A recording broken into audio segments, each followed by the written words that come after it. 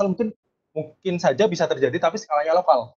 Terus yang kedua, untuk virus ini mungkin lebih ke perubahan fungsional tubuh manusia. Mungkin bisa disebandingkan dalam umur yang sama, yang harusnya mereka tuh fungsionalnya sama. Cuman ada perubahan fungsional di sini. Seperti yang di catatannya Mas Bari, di artikelnya Mas Bari, misalkan 40% pengurangan fungsional dari paru-paru. Itu yang bisa mungkin bisa disebandingkan dalam waktu skala umur yang sama, di daerah yang berbeda, fungsionalnya itu berapa? Apakah perubahan fungsional itu secara cepat ada agen mutasi di sini, yang mana juga bisa dibawa oleh virus. Kalau misalkan secara lambat bisa terjadi karena natural selection atau dia karena habit behavior-nya dan sebagainya. Jadi lebih ke kepunahan masalahnya mungkin secara lokal atau lebih ke perubahan fungsional tubuh manusia tersebut pada waktu yang sama dan geografis yang berbeda. Mungkin seperti itu kalau menurut. Nah, selanjutnya ada pertanyaan dari Hendika Lazuardi ini. Ketahui terdapat suatu ilmu yang bernama medical geology. Nah, untuk virologi, apakah itu akan jadi ilmu yang berbeda atau masuk dalam medical geology mengenai future geovirology dan medical geology, kesasar geologi kan bisa mempertimbangkan ini. Wah, siapa nih Dik yang kesasar ke FK nih Dik? Mungkin ada nih Dik kan kenalan nih. Wah. Oh, oke, Dika bertanya, ya apakah ada hubungannya medical geology dengan geovirologi sendiri sebetulnya? Untuk sampai saat ini karena kita masih terbatas dengan teknologi yang dengan ketelitian rendah, menurutku dengan ketelitian yang rendah kita belum bisa mendeteksi virus. Tapi research tentang paleo-virus sendiri sudah banyak, baru beberapa lah. Paleo-virus, virologi virus sendiri terhadap ekosistem mikroba. Jadi sebetulnya ilmu virus itu sudah berdiri sendiri. Nah, sedangkan hubungan antara batuan dan virus itu juga belum dilakukan kan sebetulnya. Hubungan antara muka air tanah, kandung komposisi air tanah kepada virus itu juga belum di ranahnya. Jadi kalau kalau untuk sekarang kita tampaknya kita masih di dalam ini. Tampaknya masih di dalam geovirologi sendiri menurutku. Tapi di dalam medical geologi. Tapi ketika nanti kita akan sudah memiliki teknologi yang lebih tinggi dengan dasar-dasar pemahaman yang udah ada, jadi menurutku akan bisa-bisa saja geovirologi akan berdiri sendiri begitu misalkan. Terus yang kedua ini opini dari Awan, aku juga ingin berdiskusi karena itu diskusi dua arah aja ya. Jadi gini Wan, kalau misalkan kita memang terjadi kepunahan lokal, itu aku setuju dengan kamu. Kita memang tidak terjadi sekarang. Kita sekarang batasan geografis sudah tidak menjadi masalah sejak ditemukannya pesawat dan kapal dan transportasi. Tapi di zaman dulu kan beda. Memang terjadinya secara lokal. Dan terjadi perubahan fungsional pada tubuh manusia. Nah, idenya memang aku bagus ini. Aku juga menerima ide perubahan fungsional pada tubuh manusia. Misalkan kalau memang anggapan kita manusia itu muncul pada zaman Pliocene, pertama kali muncul di zaman Pliocene, uh, uh, gimana caranya kita mendeteksi virus yang menyerangnya organ, bukan tulang tapi organ, tapi bukti kita sekarang adalah tulang. Mungkin pertanyaanku lebih ke arah gimana kalau misalkan kita melihatnya, kalau misalkan paru-paru menjadi lebih kecil, artinya ukuran tulang rusuknya mungkin jadi lebih kecil atau gimana? Nah itu menurutmu gimana, Bang? Kalau perubahan fungsional, Oh, gimana cara kita mendeteksi itu? jadi iya sih benar sih. Harusnya kalau misalkan perubahan fungsional seperti itu kita harus nyarinya yang terpreservasi dengan baik ya, kayak misalkan di es dan sebagainya itu ya. Atau ember, tapi nggak manusia nggak mungkin ya. Mungkin setuju sih, mungkin dari fisiologisnya, dari misalkan perubahan si apa namanya tulang rusuknya, rongga dada dan sebagainya itu bisa menjadi kemungkinan menjadi apa namanya salah satu metode untuk indikasi awal. Nah, dengan mungkin dengan adanya ini kedepannya menurutku saya setuju dengan Mas Bari sangat amat bagus ya sebenarnya. Cuman challenge-nya terlalu tinggi. Dimana kita tahu virus sendiri bahkan perbandingan virus yang sudah dikatalogkan dengan virus yang belum dikatalogkan itu perbandingannya sangat amat jauh. Saya waktu itu lupa lihat di mana, pokoknya ribuan sama puluhan ribu atau berapa, masih banyak puluhan ribu yang masih belum dikatalogkan.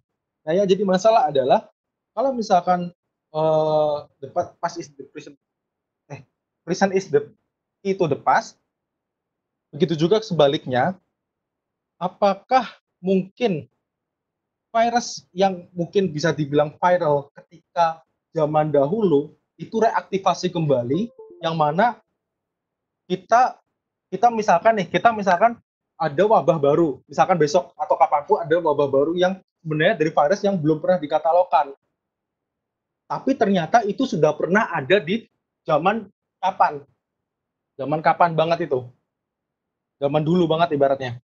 Tapi ketika ilmu ini berkembang, kita berhasil mengkatalogkan lebih banyak, artinya ketika besok kemungkinan ada reaktivasi kembali, penyebaran kembali, itu sudah masuk dalam katalog virus yang, oh ternyata virusnya virus ini yang sudah pernah misalkan berkembang ketika Pliocene atau kapanpun. Menurutku ini menjadi satu peluang yang sangat bagus untuk kedepannya. Tapi kembali lagi, kalau kita melihat dari perkembangannya, mungkin masih sangat jauh ke sana ya, Mas Bari ya. Iya, tapi sangat bagus sebetulnya tapi challenge-nya itu sangat Challenge-nya terlalu tinggi. teknologinya juga memang butuh yang semacam SEM atau TEM atau yang seperti itu. Kita juga itu, tapi idenya bagus sebetulnya. Idenya bagus. Itu yang aku suka sebetulnya. Yang penting kita bikin idenya dulu aja. Nah, ini ada Abraham nanya Ini ini. nih Abraham Arimuko nih. Dengan nama geovirologi, bagaimana hubungan geologi di Wuhan yang dapat membangunkan SARS-CoV-2 yang akhirnya diindikasikan dibawa oleh kelelawar. Oke, aku belum bisa menghubungkan antara hubungan geologi di Wuhan dengan kelelawar. Jadi ini sebetulnya kembali lagi kan sebetulnya teorinya adalah masyarakat-masyarakat di sana memakan daging kelelawar, terus virus itu melaksanakan yang namanya zoonosis, akhirnya virus itu bermutasi, loncat ke manusia, akhirnya manusia dapat terinfeksi dengan kelelawar. Itu pun berdasarkan yang tadi seperti saudara Awan bilang, dari pengalaman di SARS-CoV-1. Peneliti juga mencoba untuk membandingkan strain, disamain polanya lah, entah disamakan. Nah, ada kesamaan gen yang mirip dengan sebetulnya ada 3, ada ular, kemungkinan dari ular, ada terenggiling dan kelelawar. Itu juga masih ada juga yang bilang, bahkan ada yang bilang senjata juga ada. Tapi untuk menghubungkan geologinya kepada Wuhan ini itu sangat sulit karena memang SARS ini kan sebetulnya penyakit yang dibawa sama kelelawar dan ya masyarakat itu kalau misalkan masyarakat itu yang makan. Dan mungkin yang bisa kita pelajarin bagaimana sebetulnya geologi itu bisa mempengaruhi persebaran. Misalkan kalau kita misalkan kita punya daerah yang misalkan gampangnya ada hasil kolisi, terus kita punya gunungan orogen memisahkan Wuhan dengan misalkan Beijing gitu kasarnya. Itu bisa nggak akhirnya si virus ini hanya mempengaruhi bagian itu saja. Nah, masalahnya untuk menghubungkan itu kita sudah dipotong sama transportasi. Akhirnya geologi atau geografi sudah tidak membatasi lagi. Tapi bagaimana kalau virus tersebut sifatnya waterborne? Misalkan menularnya lewat air. Misalkan kalau misalkan kasusnya ada virus lain namanya COV3, COV3 mengafeksi muka air, mengafeksi air tanah, akhirnya air tanah di sekitar masyarakat terpenuhi sama virus, mungkin kita sebagai geologi bisa metain persebaran persebaran akifernya, akhirnya kita bisa juga mana yang terpengaruh. Mungkin kalau kita berhubungan geologinya itu mungkin. Tapi untuk SARS-CoV-2 seperti ini, yang membuat kita wabah seperti ini susah untuk dihubungkan karena memang sekarang transportasi sudah tidak ada batasan lagi, jadi sulit untuk menceritakan untuk virus-virus airborne seperti ini. Mungkin yang lain mungkin juga bisa beropini, misalkan kalau itu dari pandangan geosainsnya. Ini mungkin yang lain bisa beropini.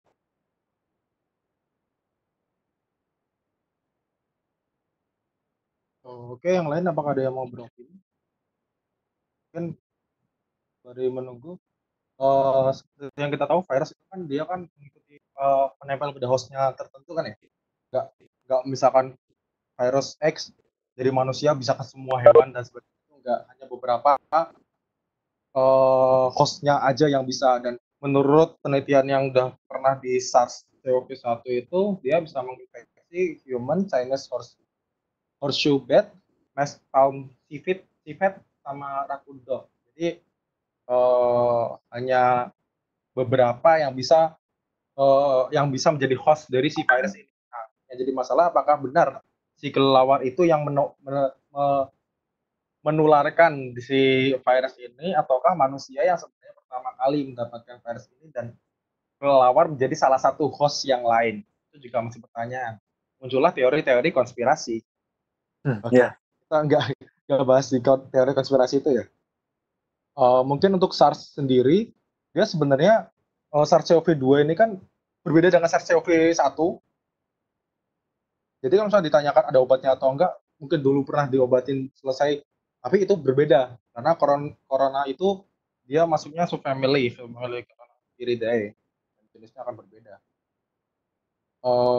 Mungkin bisa tuh dihubungkan dengan dihubungkan dengan kondisi geologi tertentu.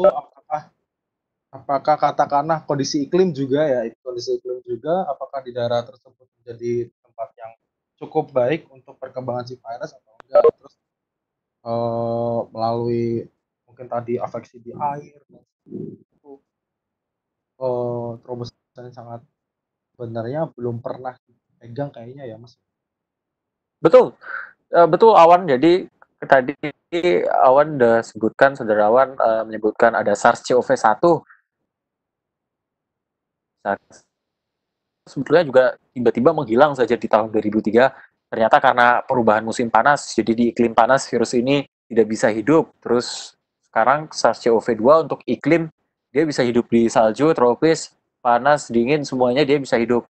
Nah ini cukup sulit kalau kita pun untuk menghubungkan geologi dengan transmisinya dari A ke B, dari B ke C. Itu kan sekarang udah tidak ini lagi, udah tidak terbatasi oleh geografi ya, karena memang geologinya sudah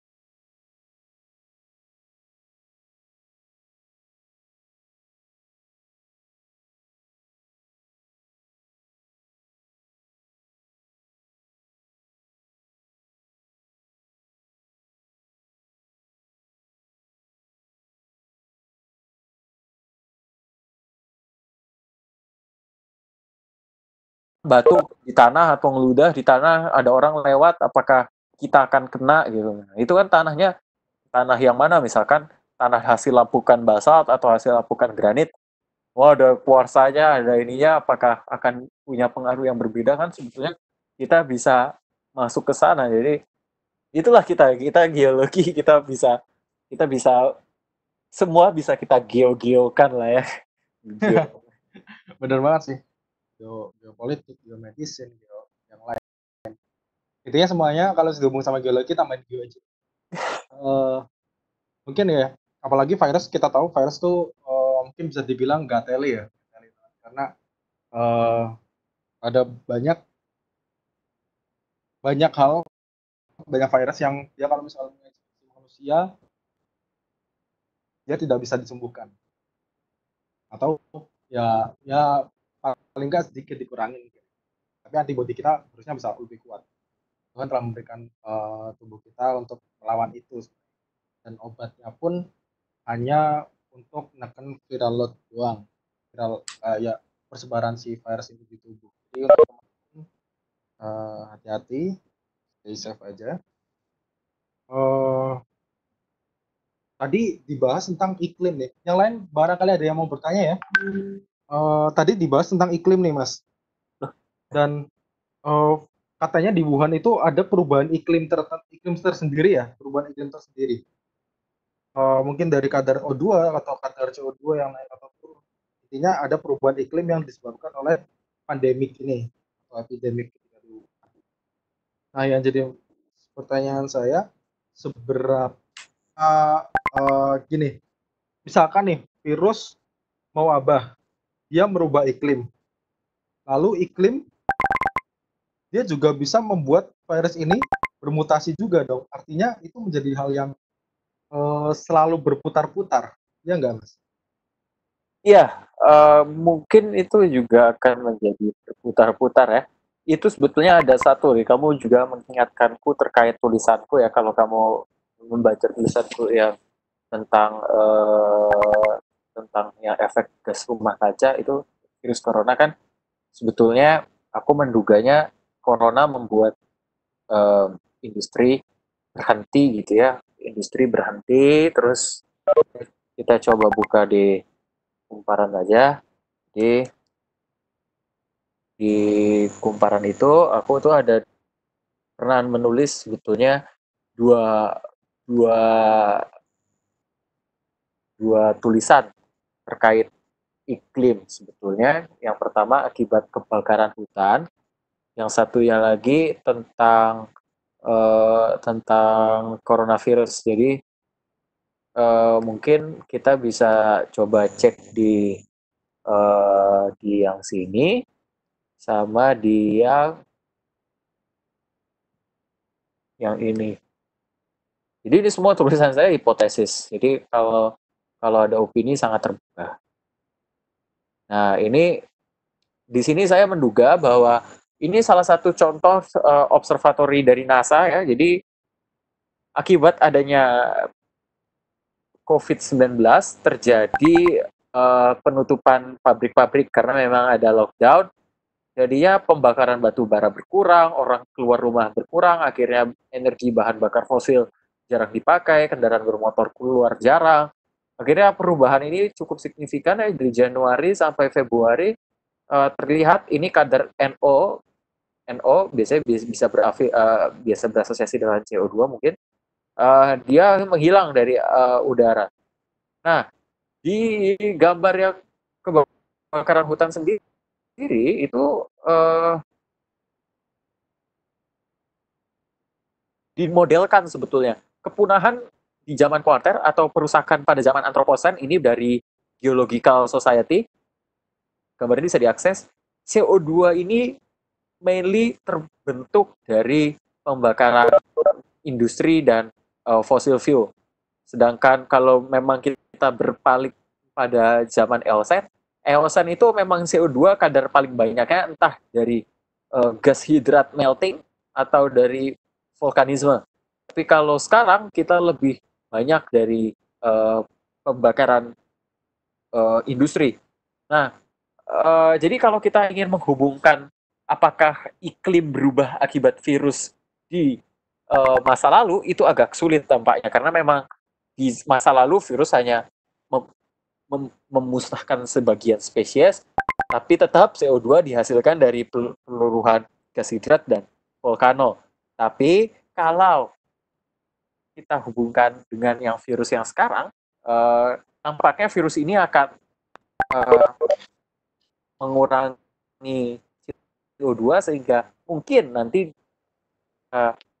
mungkin cucu-cucu kita nanti melakukan riset tentang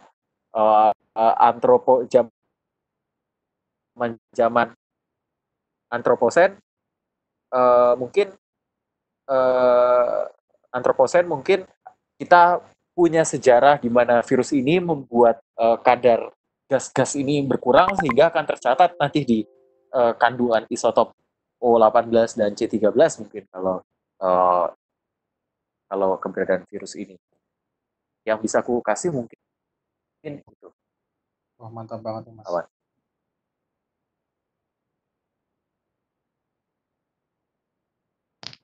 Baik, yang lain ada yang mau ditanyakan lagi?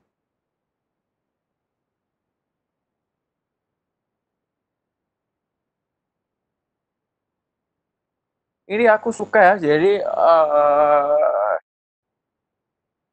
kita bisa sharing knowledge seperti ini, kita sering-seringin lah ya, antara terutama kan dua institusi kita itu katanya kan biologinya seperti itu, tapi kita sebetulnya bisa berpotensi untuk berkolaborasi ya, mungkin akan sangat menarik jika kita punya joint research. Mungkin Handika bisa cerita, Handika. Wah, ada Fikar Rizky nih yang bertanya.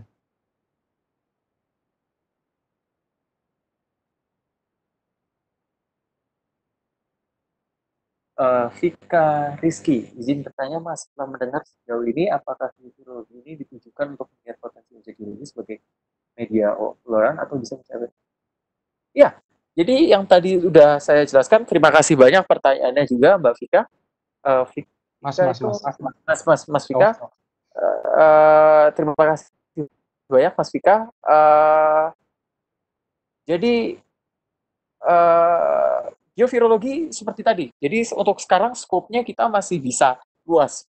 Jadi memang sekarang pertanyaannya bagaimana cara membunuh virus itu? Apakah ada beberapa zat yang bisa kita pakai, misalkan zinc atau apa? Yaitu kita cari objek obatnya. Itu makanya aku menggabungkan menurutku biovirologi dengan biologi medis dan objek potensinya juga kita pelajarin. Makanya tadi yang aku tadi selalu kasih contoh, dokter meminta saya untuk bagaimana kalau kita studi virus terhadap benda-benda di sekitarnya, di tanah, di batu, gimana? Apakah dia bisa menularkan atau seberapa lama virus itu terpreservasi? Jadi dua-duanya bisa dipelajari. Makanya ketika kita berbicara tentang objek geologi yang menyembuhkan, menurutku masih bisa menjadi bagian dari biologi medis, tapi sendirinya dengan teknologi yang yang di depan kita akan positif akan maju nih, teknologi akan berkembang lebih bagus, bahkan bisa mendeteksi virus lebih detail lagi. Biovirologi saya yakin akan berdiri sendiri. Yang sekarang memang belum terdengar dan belum berkembang ya, karena memang sangat susah. Challenge-nya masih tinggi dengan teknologi yang baru bisa mendeteksi ppm, kita hanya bisa mendeteksi bakterinya, sedangkan di dalam bakterinya itu ada virus. Nah, itu kita masih ini, tapi perlu kita kembali lagi seperti yang saya ingatkan, konsep kita adalah the present is the key to the past. Jadi apa yang terjadi sekarang pasti pernah terjadi di masa lalu. Paling itu jawaban saya dari ini, Mas Vika. Oke, terima kasih. Pertanyaan terakhir dari Abraham. Oke, pertanyaan terakhir dari Mas Abraham.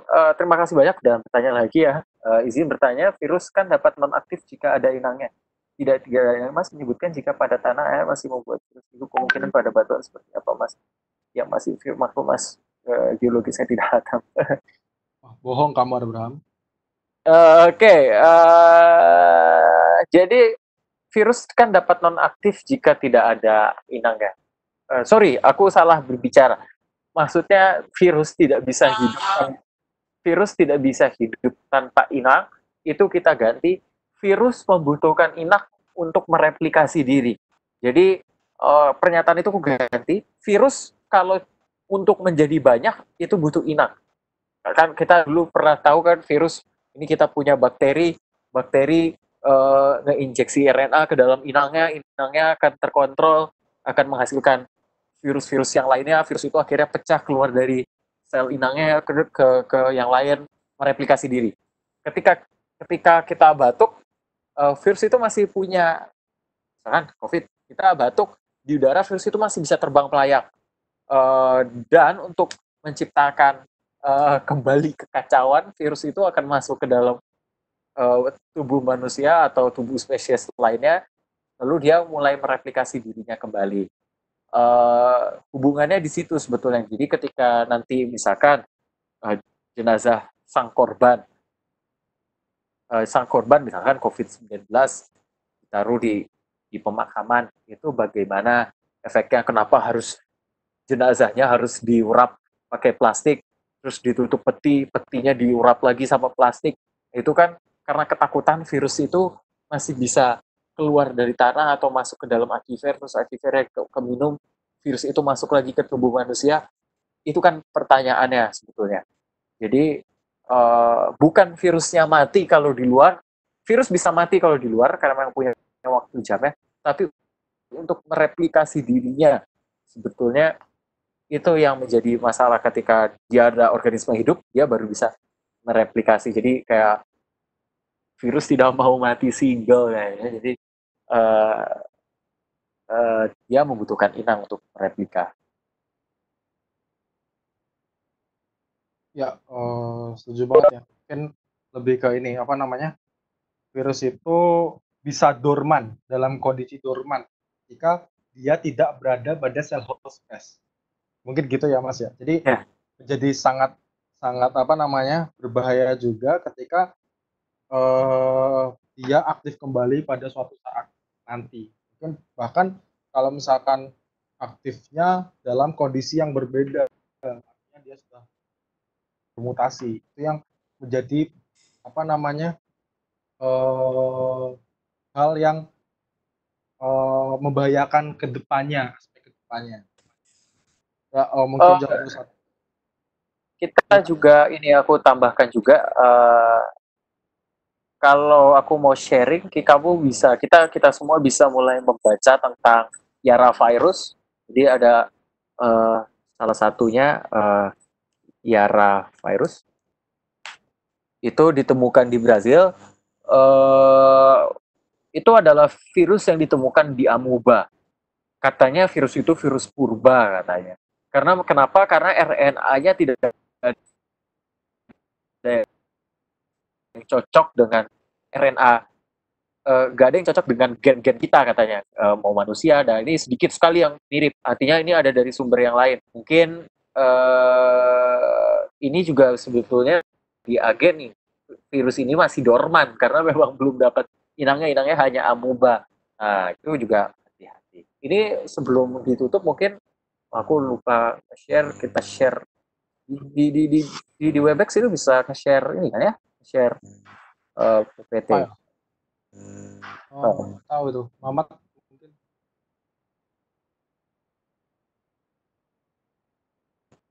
Saya kurang tahu itu, Mas. Oh, nggak bisa. Nanti mungkin aku kasih ke siapa, ke Awan mungkin, kalau yang mau baca PPT-nya nanti akan aku kasih ke Awan, kalau enggak ke Rahmat. Oke. Siap. Dika jangan push rank. Oke. Mungkin udah jam 21.31. Aku pengen sedikit nambahin ya. Beberapa hari yang lalu saya mencoba untuk diskusi juga sama anak kedokteran. Jadi SARS-CoV-2 ini booming tahun 2019. Awalnya tahun 2007 yang lalu diduga dari hosped. Jadi tahun 2019 ini itu diduga juga dari uh, kelelawar. Jadi itu masih diduga. Tapi hostnya, sel inangnya itu bisa di manusia dan di kelelawar. Nah, tapi ternyata si SARS-CoV ini dia bisa menginfeksi antara human to human. Berbeda dengan hantavirus yang juga baru-baru ini keluar. Dia hanya bisa dari tikus ke human. Jadi itu tidak terlalu berbahaya ke yang lain. Untuk vaksinnya tersendiri itu masih sangat mungkin ya. Kemarin ada banyak berita sudah ditemukan vaksin. Tapi saya juga masih kurang tahu itu apakah bisa dipersebarluaskan atau tidak. Cuman secara umum pembuatan vaksin itu sangat lama. Uji coba dulu ke hewan dulu yang kemungkinan yang memiliki kromosomnya sama mungkin ya, kromosom dan sebagainya sama. Karena kalau misalkan kita ngikutin atau kita sebagai evolusionis, bukan misalkan kita sebagai evolusionis ya kita tahu semuanya itu berasal dari ancient ancestor yang sama. Jadi kemungkinan memiliki fungsional yang sama dicoba ke hewan dulu, lalu dicoba ke manusia, dicoba ke 20 sampai 100 orang dan selalu harus di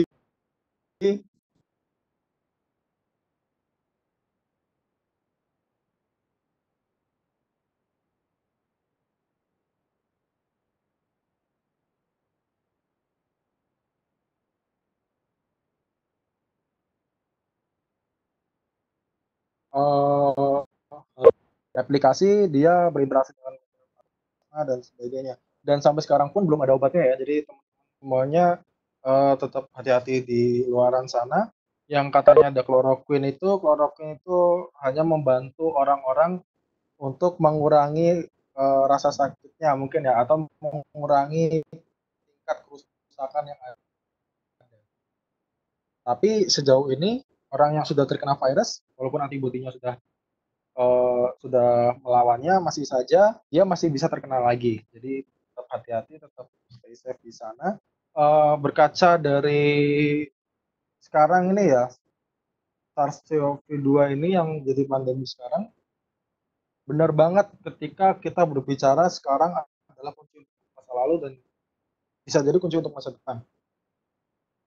Biovirologi ini menjadi satu ilmu yang penting karena salah satu ininya yang langsung terjadi sekarang seperti yang tadi dihubungkan dengan masuk tanah, dengan air dan sebagainya.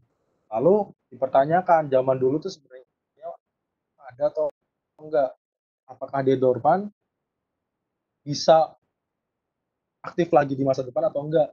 Yang tadi dibilangkan ada Yara virus dan sebagainya. Sehingga aspek biovirologi ini menjadi satu hal yang seksi untuk kedepannya. Tetapi masih sampai saat ini manusia masih terbatas dalam hal ilmu ini, apalagi untuk pengamatannya dan sebagainya. Tapi kalau misalkan mau dihubung-hubungkan, ya memang ada hubungan antara geologi atau tentang lingkungan terhadap virus ini, bahkan terhadap kedokteran, terhadap biologi dan sebagainya itu ada. Nanti untuk Abraham pertanyaannya akan dijawab Mas Bari di luar sesi saja ya. Jadi sekarang kurang lebih itu yang bisa saya simpulkan dari semua ini. Oke, terima kasih. Terima kasih Mas Bari atas kesempatannya, ilmu yang sangat bermanfaat dan sangat membuka wawasan kita semuanya. Untuk selanjutnya akan saya kembalikan ke MC ya, ke Rahmat Alam Akbar. Silakan Mas Rahmat dan juga Mas Bagas selaku MC dan juga selaku pembuat dari acara diskusi kali ini. Mungkin aku pengen pesan kepada Rahmat untuk selanjutnya, mungkin diskusinya juga akan sangat menarik ketika kita juga berbicara dengan orang-orang yang misalkan dari biologi atau dari kedokteran dan sebagainya. Itu akan benar-benar menarik banget nih Mas Rahmat. Mungkin itu pesanku untuk Rahmat selanjutnya. Sekian dari saya, Assalamualaikum warahmatullahi wabarakatuh. Waalaikumsalam. Silakan Rahmat.